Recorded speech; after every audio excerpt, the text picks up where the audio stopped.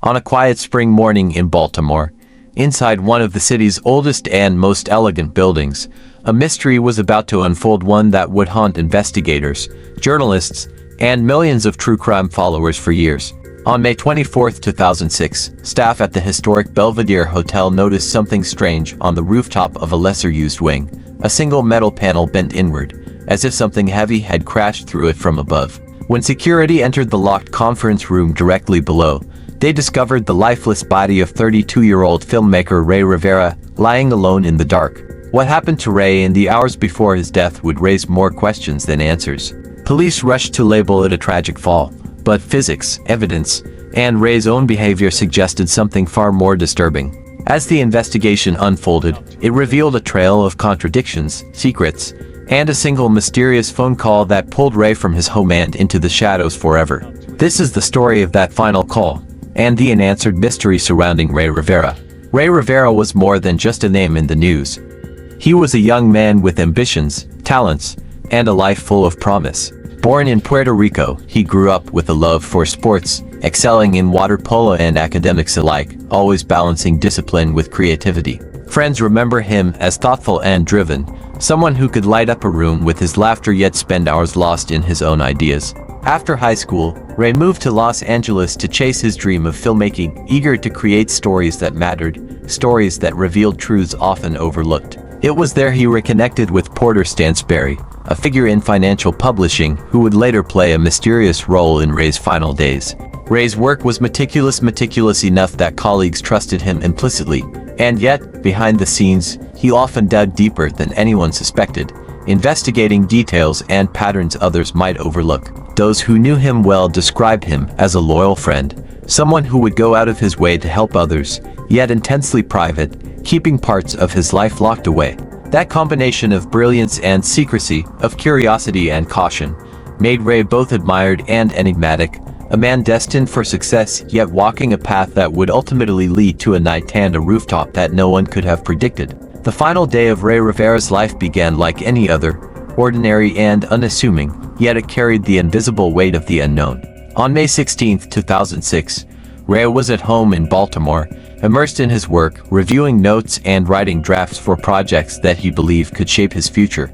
Around late afternoon, the phone rang, a call that would unknowingly alter the course of everything. The voice on the other end was familiar yet cryptic, leaving Ray visibly shaken. Witnesses who saw him later described a rare tension in his movements, hurried steps, anxious glances, a palpable sense that he was racing against an unseen clock. Without grabbing essentials like his glasses or personal belongings, he left his home abruptly, slipping out the door with a determined purpose that suggested both urgency and caution. His wife, Allison, would later recall the suddenness of it all, the way he vanished as if pulled by an invisible force, leaving questions that no one could immediately answer. That day, Ray's routine, a routine marked by meticulous planning and careful attention to detail, was interrupted by an event shrouded in mystery. What seemed like an ordinary afternoon quietly became the beginning of an extraordinary and tragic chain of events. As he walked into the unknown, unaware that the hours ahead would lead him to a locked rooftop, a shattered conference room, and a death that would confound investigators for years to come. Once Ray Rivera was reported missing, a wave of urgency and fear swept through his family, friends, and the city itself, sparking a desperate search that would stretch for days. Volunteers combed the streets of Baltimore, shining flashlights into alleyways, peering into abandoned buildings, and canvassing neighborhoods in hopes of finding even the smallest clue. Police launched an official investigation, coordinating with local officers, forensic teams, and hotel security, but despite their efforts, every lead seemed to evaporate into uncertainty. Ray's personal effects, his phone, wallet, and glasses were nowhere to be found, intensifying the sense that something was not right. Friends and family described the anguish of waiting, of imagining all the possible horrors that could have befallen him, while investigators pored over schedules, surveillance footage, and phone records for any hint of his movements. The city itself seemed to hold its breath, a quiet tension hanging over the streets as people speculated, theorized, and prayed for answers. And then, nearly a week after his disappearance, the breakthrough came not from a witness, not from a tip, but from an unassuming rooftop of the historic Belvedere Hotel, where a bent metal panel suggested that something, or someone, had fallen through. What lay below would shock everyone. Ray Rivera's lifeless body, in a room that made the fall nearly impossible, setting in motion one of the most perplexing and haunting investigations of the decade.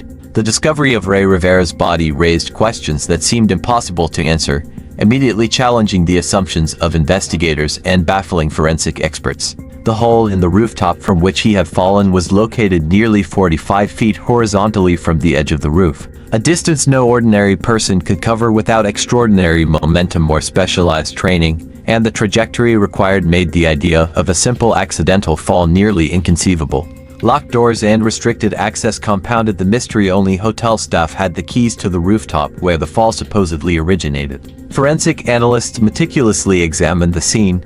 There were no footprints, no signs of a struggle, and no evidence that Ray had climbed to a dangerous ledge on his own. His personal items, his glasses and cell phone, were found intact and undamaged near the scene, a detail that seemed to defy the laws of physics and logic for a fall from such a height. Friends and family insisted Ray was cautious and had a deep fear of heights, making the notion of a voluntary leap highly improbable.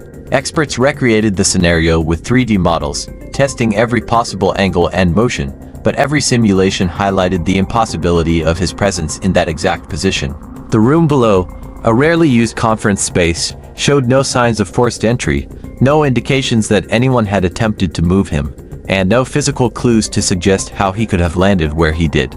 Every piece of evidence contradicted the simple conclusion of an accident, pointing instead toward a scenario that was meticulously staged or involved a hidden, unknown factor, something deliberate, something that would haunt the minds of investigators and the public for years to come, raising the chilling possibility that Ray Rivera's death was not a fall at all, but something far more sinister. Amid the growing confusion surrounding Ray Rivera's death, a discovery behind his computer desk added a new layer of mystery that would baffle investigators and intrigue true crime enthusiasts for years. Taped carefully to the back of his monitor was a folded note, its contents cryptic and unsettling, containing a jumble of names, symbols, and phrases that suggested a deeper obsession with hidden knowledge and unexplored secrets. The note referenced prominent figures in the film and finance world, cryptic symbols resembling codes, and repeated phrases such as, "whom virtue unites, death cannot separate," that seemed to hint at philosophical or esoteric meanings. While the police initially dismissed it as rambling, indicative of stress or mental strain, experts later suggested it resembled research notes or coded observations, not the farewell message of a person contemplating suicide. Allison, Ray's wife, recalled how meticulous he had been about his work, how every detail mattered to him, and how he had recently become absorbed in a project he refused to discuss. A screenplay or investigation that appeared to expose corruption and deceit in circles he once trusted. The existence of the note raised more questions than it answered. Was it part of a personal investigation Ray had undertaken in secret? Was it connected to his sudden disappearance and eventual death? Or was it merely the scattered thoughts of a creative mind pushed to the brink? Whatever the answer, the note revealed a layer of complexity in Ray's life that no one had fully understood, hinting at motives, mysteries, and dangers that might have been lurking unseen in the final hours before his death. As investigators delved deeper into Ray Rivera's final days, attention inevitably turned to his professional life, particularly his ties to Stansberry and Associates, the financial publishing firm where he had been employed before his move to Baltimore. Porter Stansberry, the company's founder and a central figure in Ray's life, had become a controversial figure himself, facing scrutiny from regulators and journalists alike. In the weeks leading up to Ray's disappearance, Ray had reportedly been engaged in research for a project that touched on sensitive financial dealings and powerful individuals, a pursuit that may have exposed information others preferred remained hidden. Former colleagues recalled that Stansberry's company maintained a strict culture of secrecy, and after Ray vanished, employees were instructed not to speak to authorities without legal counsel, fueling speculation and concern. Journalists later noted the odd timing of the company's cautious response, questioning whether Ray had inadvertently stumbled into a dangerous situation, one that may have put him at risk. While Stansberry has consistently denied any involvement in Ray's death, the unexplained phone call that prompted Ray to leave his home that day, combined with the company's evasive posture, only deepened the mystery. The connection between Ray and the firm became a focal point, raising the chilling possibility that the answer to his death might lie not in accident or despair, but in secrets, influence, and power structures that few dared to confront. As the investigation into Ray Rivera's death unfolded, experts, friends, and journalists alike struggled to make sense of the impossible scenario, and several theories emerged, each more unsettling than the last. The first, and most conventional, suggested suicide, that Ray, overwhelmed by personal or professional pressures, had taken his own life in a tragic act of despair. But this explanation was challenged by the physics of the fall, the locked access points, and Ray's careful, cautious nature, which made such an impulsive act seem highly unlikely. A second, darker theory posited murder, that Ray had been lured to the Belvedere Hotel under false pretenses and pushed or otherwise forced to his death, possibly as a result of the sensitive information he had uncovered. Some speculated even further that his research, hidden projects, or insider knowledge had placed him in the crosshairs of powerful forces intent on silencing him permanently. Each theory carried pieces of truth but also glaring inconsistencies, leaving investigators, friends, and family to wrestle with the same haunting question: had Ray's death been the result of accident, misfortune, or calculated design? And perhaps most terrifying of all was the realization that, despite years of inquiry, the true story behind that final call, the call that pulled him from his home and into the shadows, might never be fully revealed. Nearly 20 years have passed since Ray Rivera's mysterious death, yet the questions surrounding that fateful day remain unanswered, leaving a trail of uncertainty and unease that continues to haunt those who knew him.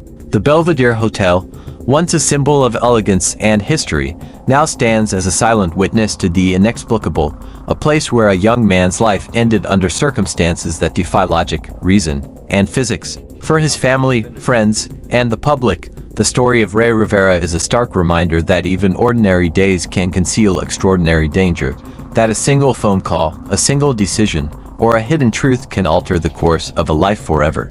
Investigators, analysts, and journalists continue to speculate, poring over details, reviewing old evidence, and revisiting theories, but the final answers remain elusive, hidden behind locked doors, unanswered calls, and the mysterious circumstances of a death that should never have happened. Ray's life, full of promise, creativity, and loyalty, ended in a way no one could explain, and, while his story remains unfinished, it serves as a chilling testament to the fragility of life, the power of secrecy, and the enduring quest for truth in the face of the inexplicable.